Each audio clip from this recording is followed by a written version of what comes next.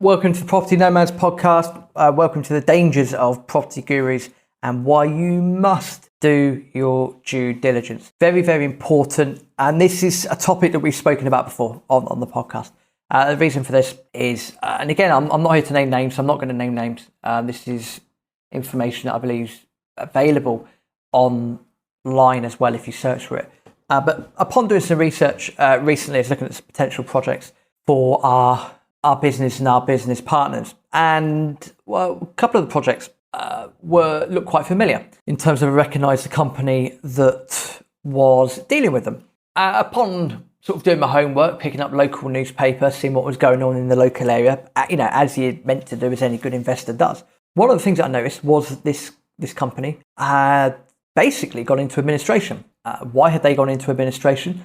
Well, the paper was reporting, and subsequent research on the internet seems to agree with that this company was basically taking on a bunch of investor finance and not necessarily using the finance for appropriate property practices. Now, I'll be as diplomatic as possible on this. Again, I'm not here to give away names. I'm not here to put people in the shit as such. That is what it is.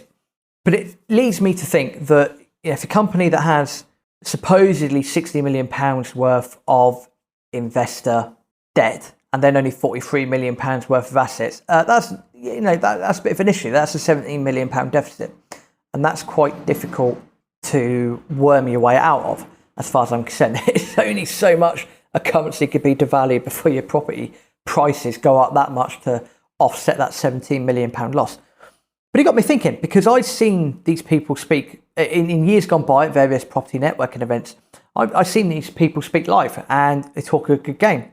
Evidently, behind the scenes, they're not walking a good game, but they're talking a good game. So that's why this episode's resurfaced. That's why this episode is here again. And it is to say you have to be very, very careful when you're dealing with property gurus and when you're dealing with investments. Why? Well, because your capital's at risk at the end of the day. And if you've worked hard for that capital, or you've inherited that capital, or you're trying to create a family legacy, you probably don't want to piss it away on the first deal that you do. So you've got to be very careful. You've got to really do your homework on the people that you want to work with. Really, really do your homework on them. We've said this before on the podcast. If you can, take them out for coffee, have some chats with them, spend time with them. What are their goals? What are they trying to achieve? What's the project about? What's the project trying to achieve? All of these sorts of things. Rome wasn't built in a day. Your wealth isn't going to be built in a day either. Trust me. You need to do your homework. You need to do your homework on a number of things. No one, if you sat there with £100,000, no, you're not going to go out there and invest it in day two after having a coffee and a shortbread with someone. Very unlikely that's going to happen. If that does happen and it works out well, fair play. I wouldn't advise that happens at all. A multitude of things can happen. The issue you got with the property sector at the moment is there always seems to be a couple of bad eggs that ruin it for everyone else. That is the issue that you have. But people will go out, they're running a sort of, I guess to an extent, your own property Ponzi schemes. And when it goes wrong, it will go horribly wrong. And if you haven't got into a deal properly and you haven't got the right security in place, you haven't got the right contracts, you haven't got the right people in place, then you are really putting yourself at risk for no reason. Recently we had Tim Bishop on the podcast, and he mentioned very briefly a story of a woman who had verbally agreed to give someone £100,000. There was no contract there at all, and then the same woman wondered why she was struggling to get that capital back. Again, if you're jumping into bed with the first person that you meet, you haven't got your contracts in place, you haven't got your paperwork in place, and you don't really know what's going on, and you're trusting your finance with someone else, don't be surprised when it goes wrong. At the same time, I'm not here beating up every single property guru out there. I'm not saying that every single person is the same, because that's not the case. There are some fantastic people out there who will look after your finance and who will work with you in order to create win-win situations. Unfortunately, there are unscrupulous people out there, and these people are, can be around and about, talking at different events, projecting themselves onto the stage, building that facade and all that sort of stuff. And because of that, you get the usual thing. If you're on stage and you are talking and you do a good presentation and you do that, you get more people speak to you. You might like that person because they've spoken on stage and you feel like you've got a rapport.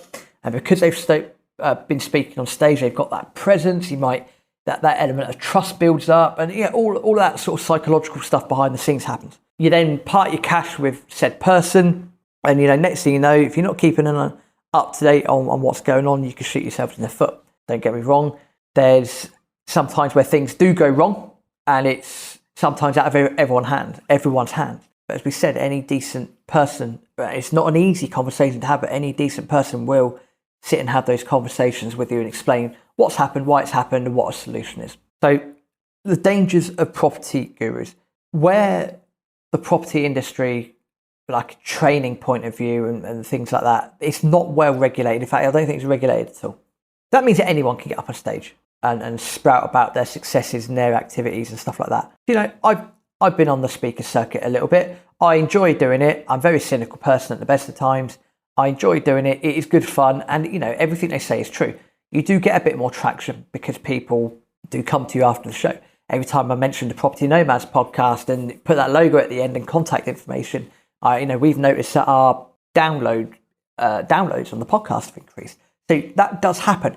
And look, if you are genuine and you are sticking with everything as you're meant to, and you're a good, honest person, chances are that's fine. But at the same time, you could be very, very unscrupulous, still get up there on the stage, still attract all this finance. People think because you're on stage and you're talking through a few deals that you know everything, etc., and you've got to be the best person to work with because you're on stage. Trust me, it ain't all what it seems half the time.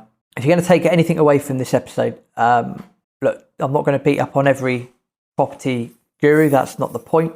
Just be careful. Enjoy the people that do speak on stage, but do go in there with a hint of cynicism, please. Do your own homework. Do your due diligence. Do your due diligence on the person, on their companies, on everything. If you're then getting into a deal with a person, make sure you are understanding what that deal is, what the exit strategies are, and also a probably key to it is understand the security. Because if you're just chucking in cash with a personal guarantee, that isn't as good as having a second charge or a first charge or anything like that. So understand the security as well. At the end of the day, if you do all your homework and you're happy and then it goes horribly wrong, those sorts of things happen. But it's eye-opening reading this article saying that this company had basically £60 million worth of debts, liabilities, etc., and then only £43 million worth of assets, and then all the other rumours about finance not being used appropriately, shall we speak. And there could be a lot of investors there that have lost out on a lot of cash, and that's not nice to read. At the same time, you've got to do your homework, do your due diligence. Please make sure you do that next time you are watching a webinar, you're at a live event or whatever it is you're doing. Just be careful, take your time, never be afraid to ask too many questions, and go from there. Until next time, hasta luego.